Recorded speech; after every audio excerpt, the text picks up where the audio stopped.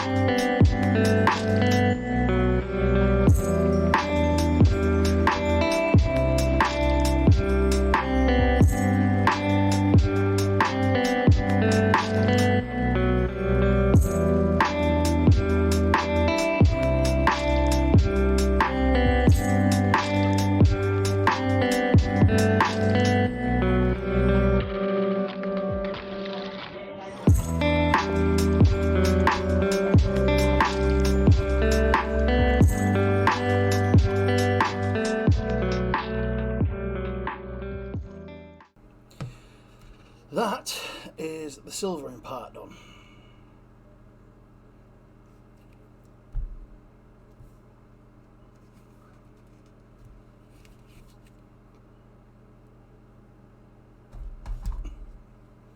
So now we're just going with a little bit of the smoke and just around the edges and where things join, just to darken it up a touch.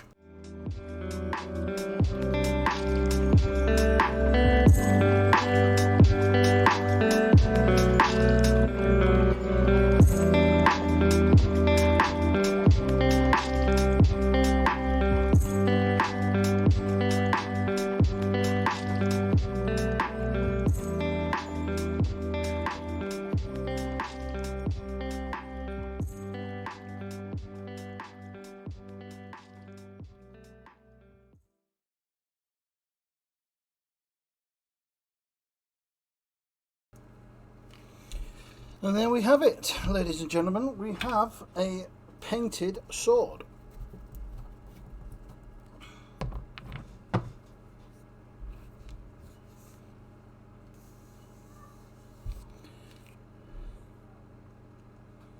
Now what we need to do is varnish it, and then we can wrap the handle and she's good to go.